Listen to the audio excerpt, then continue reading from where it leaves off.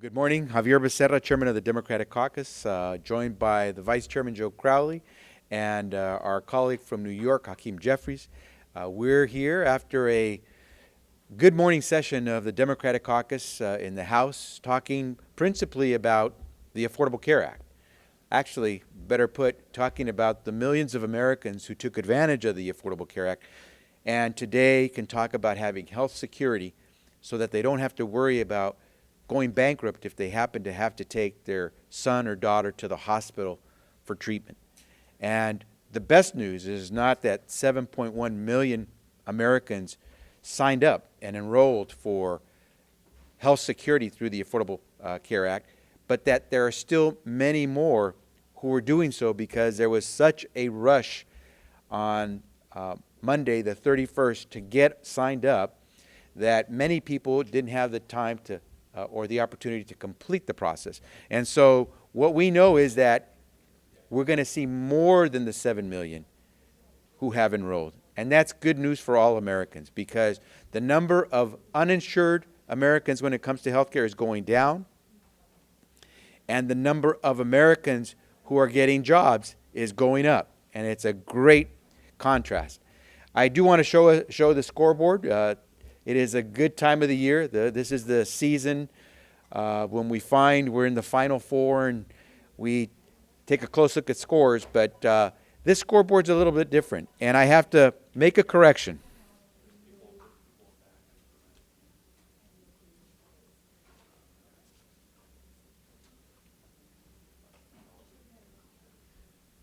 Because today we're going to vote again to either repeal or dismantle a part of the Affordable Care Act, which we found out more than 7 million people wanted to be part of.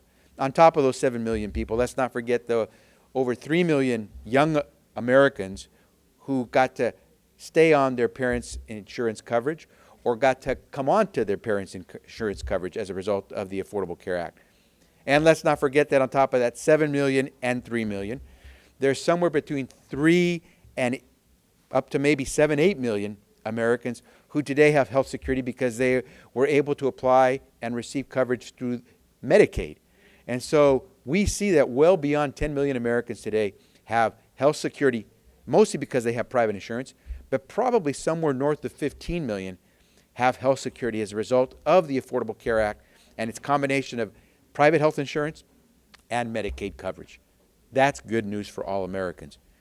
But as you can see from the scoreboard, while we with the president as Democrats have been working to help Americans gain security, whether it's health security or economic security, pushing for job creation, infrastructure programs to help us repair our roads and our buildings, we're trying to make sure that Americans get a raise, those who work at a minimum wage.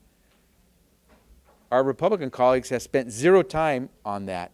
Instead, they focused now for the 52nd time to repeal or replace the Affordable Care Act, and zero efforts to pass the minimum wage increase, zero efforts to create a jobs agenda, zero efforts to try to strengthen economic security for Americans throughout this country. It's time to get to work. Republicans will say anything these days to try to make their case on the Affordable Care Act, but they'll do nothing to actually make it better. And it's time for us to do something. That's why we get elected, to do something. And so we have much work to do.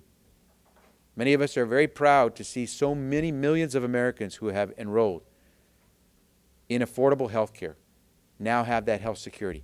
But we have work to do. We know that there are still millions more Americans who deserve that same type of health security that more than 7 million Americans yesterday showed that they wanted to have. It's time for us to continue to work to make the Affordable Care Act work for everyone. So we will reach the day in America where no one has to worry about taking their son or daughter to the hospital and then the next day worry about going personally bankrupt once they receive the bill. With that, let me yield to my colleague and Vice Chairman, Joe Crowley. Thank you, Chairman Becerra. Congressman Joe Crowley of New York. I do think it's appropriate that we're using a scoreboard here, not only the Final Four, but this week we celebrated opening day in baseball. It's our national pastime and something we all look forward to. But this is also a very important week for 7.1 million Americans as well, opening day for many of them. For the first time, they have the opportunity to afford health insurance and health security. That's 7.1 million messages that have been sent to the Republicans in the House of Representatives. And what is their response? 7.1 million messages to 52 messages. This really is a little off. It should be 7.1 million here and 52 up here. 52 times that they want to take away health security from 7.1 million Americans. My Republican colleagues, they have an opportunity to embrace the Affordable Care Act and the promise that it provides for millions of Americans who heretofore have not been able to afford their own insurance. Or they can continue to have 53 and a 54th and a 55th and onward messages back to the American people that they want to take away health care coverage and health security for children and adults with pre-existing conditions. They want to tell the women of our country that they who have a pre-existing condition of being a woman, that they should be denied coverage. If they want to tell seniors in our country that they want to open up the donut hole again in the Medicare prescription drug plan, they can do that. I would hope they would turn their hearts and accept that the Affordable Care Act is a law of the land and help provide further coverage for Americans who desperately need it. And with that, I want to turn it over to my colleague from New York, a wonderful new addition to the House of Representatives from the New York delegation, Hakeem Jeffries.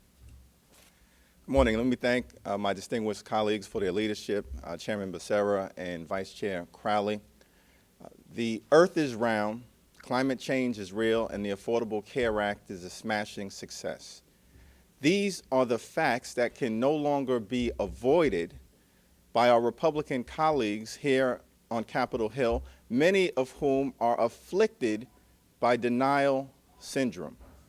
In New York State, more than 800,000 individuals who were previously uninsured now have health care that is affordable as a result of this groundbreaking law. These are New Yorkers from all across the Empire State. These are individuals who have benefited from urban New York, from suburban New York, and from rural New York. Everybody has benefited from the Affordable Care Act in New York State.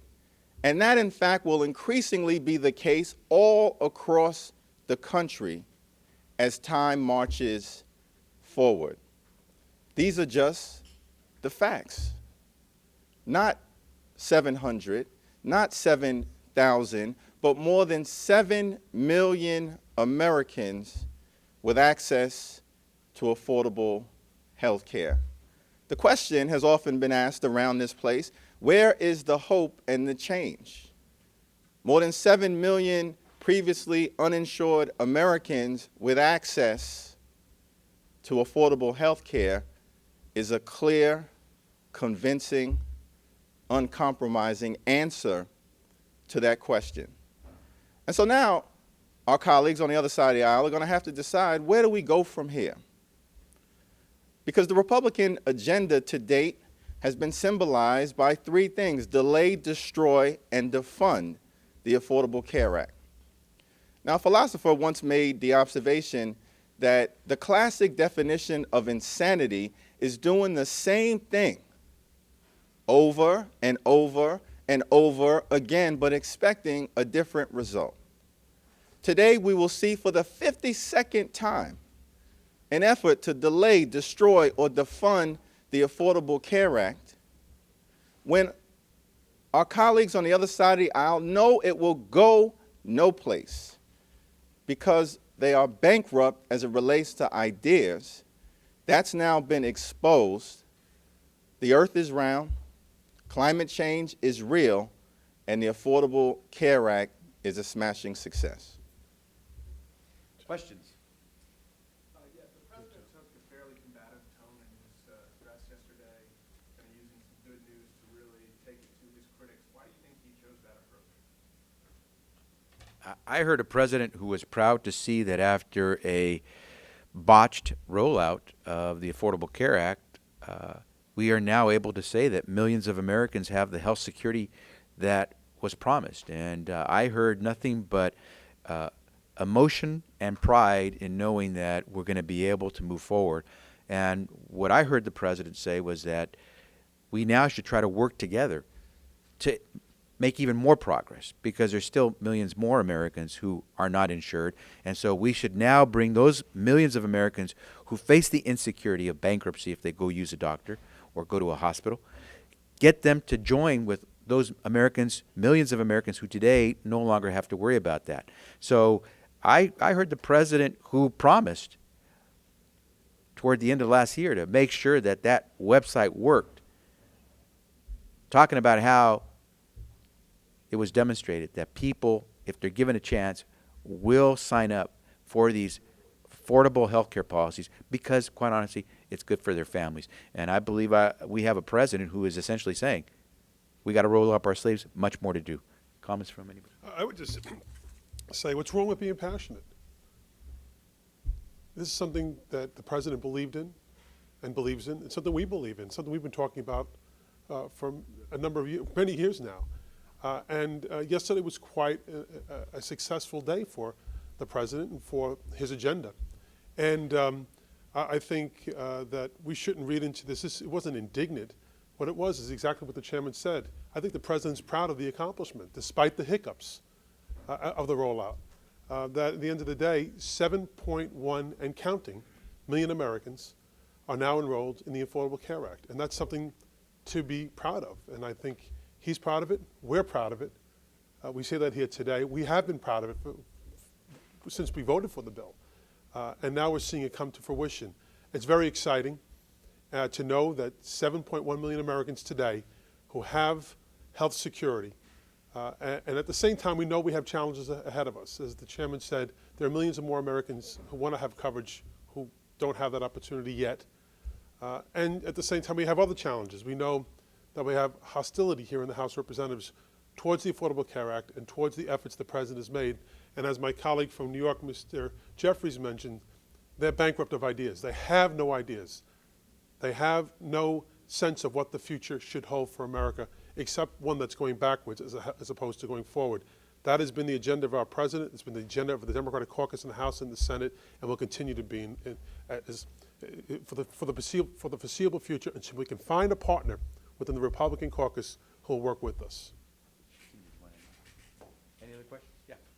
On the Ryan budget, it's our understanding that Democrats are not fans of the Ryan budget. Just wondering what you see, which provisions within it you see as playing most to the advantage of the Democrats on the campaign trail this year, and if there's a plan to exploit them. First, with regard to the Ryan Republican budget, I believe it was Republican Speaker John Boehner who has just recently said he doesn't think that the Republican majority is going to even bring up the Ryan Republican budget on the floor for a vote. And so I'd be interested to find out if Republicans think there's anything good in the Ryan Republican budget. I will tell you what I find probably the cruelest joke in the Ryan Republican budget, and that's that while we're about to take the 50-second vote by Republicans to repeal or dismantle the Affordable Care Act, the Ryan Republican budget takes all of the savings from the Affordable Care Act, takes all of the revenue from the Affordable Care Act, and uses it to fictitiously balance the Ryan Republican budget. So what they're about to do not only undermines the health security of millions of Americans by taking this 50-second vote today on the floor to dismantle and diminish health security, but it also undermines their own Ryan Republican budget, because every time they stick it to the Affordable Care Act, they're sticking it to their own Republican budget. So it's ironic, but quite honestly, it's also, I think, the kind of game that's being played here in the House of Representatives, where nothing is being done. as I said before, it seems that some of our colleagues will say anything but do nothing. And what we need to do is get to work, because there's still a lot of Americans who want to get to work. And we should be talking about a jobs agenda. We should be talking about increasing the minimum wage. We should be talking about paying equal pay for equal work. And we should be talking about the things that make America work. And right now, we're doing anything but rewarding work. We're spinning our wheels and watching as, for the 52nd time, we vote to dismantle something that's provided health security to so many millions of Americans. I would just, as I've said quite often, that the budget is really a statement of our values. And the Republicans are very clear in terms of the values in this budget. I agree with the chairman in terms of the irony as it pertains to the Affordable Care Act. I also think it's ironic that within their own party, people have said this bill doesn't cut enough spending. That's an additional, in this bill, $125 billion to cut further food stamps. Clearly, they've shown who their agenda and what their vision of America and who it's for. It's for the wealthiest in the country, with disregard to the least amongst us, and most importantly, without any regard for the middle class in this country. That's clear within the Republican budget as it's been laid out so far. So I think it's intellectually dishonest as well, and as the chairman has pointed out in terms of the savings that are afforded through the Affordable Care Act, and at the same time having a 52nd vote today. And I'm assuming Mr. Ryan will once again vote to repeal the Affordable Care Act and at the same time promote his budget, which welcomes the savings for the Affordable Care Act. It's very, very ironic, but I think intellectually dishonest. For the balance of the day, as a member of the Budget Committee, I'll be participating in a markup of the Ryan Republican budget, and that is going to be an important opportunity for the American people to see the differences between the two parties, the radical Republicanism and the progressive vision that the Democratic caucus will continue to put forward. Now, the Paul Ryan Republican budget is an outgrowth of the same extremism, the same radicalism, the same recklessness, the same unreasonableness that led the House Republicans to shut down the government for 16 days. There's no other rational explanation for how you put forth a document that, as Congressman Crowley indicated, would cut an additional $125 billion from food stamps, as if the $8 billion cut that you enacted wasn't extreme enough. And the Paul Ryan budget is riddled with examples of that as it relates to turning Medicare into a voucher program, abolishing Medicaid as we know it, which would impact seniors and young children and the sick and the afflicted, on and on as it relates to the extremism that is inherent in the Paul Ryan budget. And so it's not a political issue. It's an issue of great significance to the American people, and I think we all look forward to drawing the clear contrast today and moving forward. Any final questions? If not, thank you all very much.